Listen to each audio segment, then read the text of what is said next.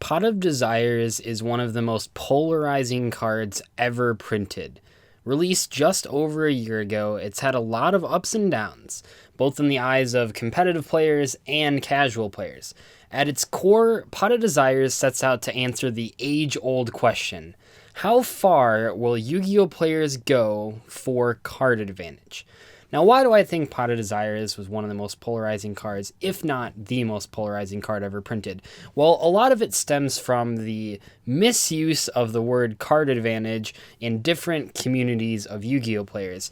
Specifically, the word card advantage gets really muddied when you talk about it with casual players, and it's actually fairly straightforward, which makes it interesting that it's so confusing to people.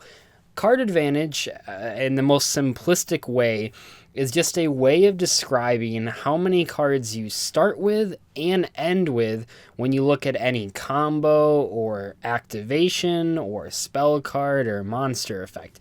It's not really that complicated. You really aren't talking about if the cards that you start with and end with are better than each other. All you're dealing with card advantage is how many cards you have when you start the play and how many cards you have when you end the play. It's sort of like taking a look at you gain cards, that can be considered a +1, and then also removing your opponent's cards would be considered a +1 for you.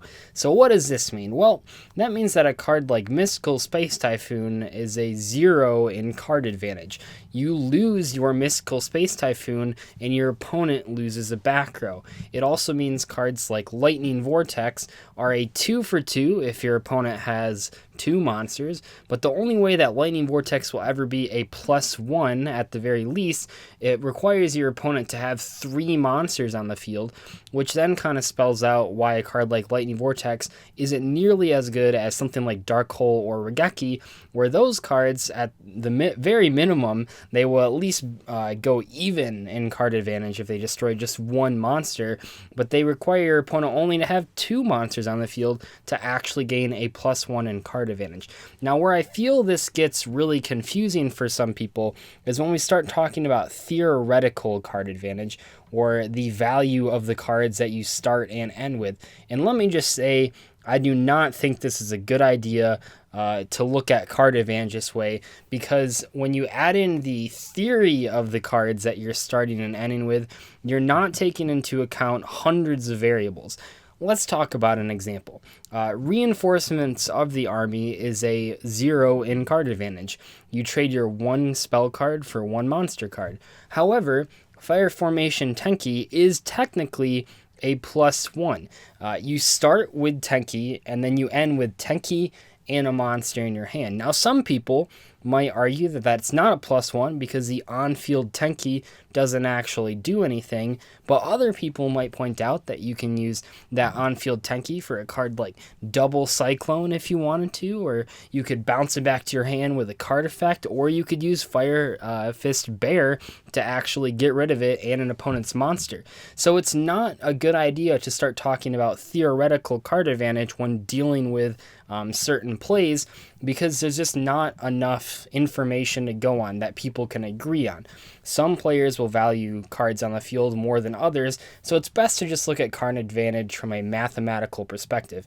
Now, why does this matter with Pot of Desires? Well, the biggest debate of Pot of Desires throughout the entire time that it was out, especially when you look at the first month that it was out, was whether or not the cards banished in deck count as negative card advantage. Because if you count those cards as even a little bit of negative card advantage, then Pot of Desires looks a lot worse on paper. You are getting 2 cards for free, but you are losing 10 cards out of your deck, thus the meme, and for some people it actually wasn't a meme, but thus the viewpoint that Pot of Desires is a -9 sort of came from. And I don't really understand that. I mean, I can sympathize with someone that doesn't understand card advantage, maybe thinking those cards really matter, or saying something along the lines of, and I'll probably get a couple comments in the comment section of this video, saying, well, the Pot of Desires banishing cost is negative card advantage for certain decks and not for others. That's just not true. When you activate Pot of Desires, you are trading your 1 card on the field or in the hand for 2 cards in the hand. That is a straight +1 in card economy. You cannot sometimes count the cards leaving your deck as card advantage and sometimes not treat them as card advantage. But that means that like that grass looks greener is a -20 in card advantage, and that doesn't make any sense. We know it's just a -1 that sets up your graveyard plays. So there was this huge debate about, well, it wasn't really a debate. It was basically the good players and the players that could afford Pot of Desires saying, holy crap, this is like the best card ever released, or at least one of the best cards released that year, and topping virtually every single event with it. And then you had the other side of the coin that was the casual and budget players that couldn't afford Pot of Desires or didn't see why it was good, claiming that it was terrible. And I want to point out, and this is something I always say, there's nothing wrong with being a budget player, but don't try to justify your own budget by calling cards that are clearly good bad. That just doesn't make any sense. People will know that you're doing it because you cannot afford the cards. So just don't do that. It's the same thing when playing quote unquote bad decks. Just say you're playing a bad deck and then move on with your life. There's no reason to try to say your deck's better than it is. There's no reason to try to say Pot of Desires is worse than it is. Just accept what you've sort of gotten yourself into and then move on from there. So anyway, that was like the big debate of Pot of Desires, but it also really challenged deck building, and I think one of the reasons Pot of Desires was so popular when it came out is because the meta decks of the first couple months that it was released really did play well with Pot of Desires. If you look at things like Blue Eyes and Metal Foes and ABCs, they're just packed with 3-ofs, and they don't have any 1-ofs that you really care about banishing. Sure, Metal Foes had Metal Foes Fusion, but in general, none of those decks really need every single card in the deck because all the cards basically do the same thing. Blue Eyes has a whole bunch of filler cards just to cycle to your Blue Eyes monsters. ABC, all they really need to get to is Union Hanger and have access to 1A, 1B, and 1C. And then Metal Foes, Metal Foes are like the best because they just have like 12 monsters that have the exact same effect, word for word, with the only difference being their levels. So all those decks Pot of Desires played really well in, which I think made Pot of Desires look really good, because Pot of Desires isn't a perfect card. That cost only matters, and this is really important here, the cost of Pot of Desires only matters when the other 40 cards in your deck are so good that you can't fit in Pot of Desires at all. What I mean by this is that in a deck like Zodiac's, many people, when Zodiac's first came out, did not play Pot of Desires because every single card in that deck was so valuable that you couldn't banish it. Now, I want to clarify that your random Galaxy-Eyes Photon Dragon or Magnet Warrior deck, even though you might think you need all 40 cards to win, you really don't. But a deck like Zoo actually needed every single card in that deck to win. You needed access to all the Rapiers, all the Whiptails, all the Thoroughblades, all the Barrages. Otherwise, you were at a huge disadvantage, and that's sort of what led people to run away from Desires. I think a good perspective to take it back to a little bit older Yu-Gi-Oh! Is to look at it from the perspective of, if you couldn't find space to fit in 3 Upstart Goblins into your deck, you probably shouldn't be playing Pot of Desires in that deck either, for the same reason. If you can't find 3 cards to cut for an Upstart Goblin, which gets you to your other cards, then you don't have enough good cards to banish with Pot of Desires to actually make use of the effect. And you'll probably notice here, I'm not talking about putting it back with Psyframe Lord Omega, and I'm not talking about putting it back with Necroface or getting a banishment bonus off of Green Magi de Elza. I'm not talking about those because that's such a small amount of fringe applications that really, in the vast majority of competitive uses of Pot of Desires, we haven't really seen those interactions.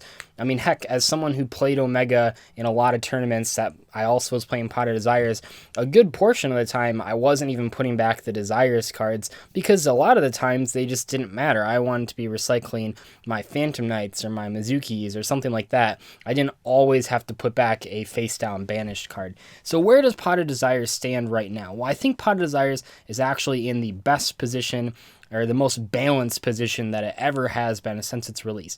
When it first came out, it was played in virtually every single strategy, and it was very expensive, which frustrated a lot of players.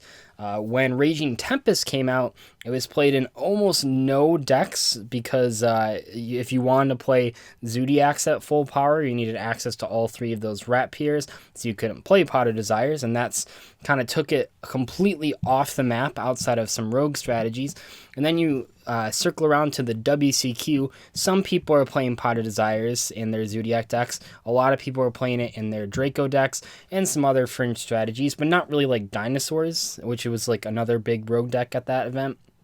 But now, at this very moment, I think we have a really good balance of decks that can make use of Pot of Desires, which I think there are plenty of them, and then decks like Spirals, where every card is so valuable that you can't actually find room for it, and you can't justify banishing things. Even though it's not a loss in card advantage, in a deck like Spirals, where you have so many really, really important one-ofs, there's no reason to play Pot of Desires, coupled with the fact that that deck already has so many searching capabilities, which a lot of the decks that I feel like people argue Pot of Desires doesn't go in. If you already aren't searching cards, then you might if you're not going to see the cards anyway, what's stopping you from playing Pot of Desires to maybe have a chance of seeing them? That's how a lot of people look at it, and it's also how I look at it. So Pot of Desires has had a lot of sort of changes in terms of how viable it's been in both a casual and competitive sense, but I think right now it's in a really good spot where it's played in a variety of decks, but also as decks that don't need it, and then more importantly for a lot of people, it's a budget card. And I actually think that many of the people last year that said Pot of Desires was stupid and wasn't good enough actually are now playing it because they can afford their own copies. But that's just the irony of Yu-Gi-Oh! But anyway, let me know what you guys think about Pot of Desires, where you think it's headed, where you think it's been. Is it overhyped? Was it underhyped? I don't know, but let me know in the comments, and I will see you guys later. Bye.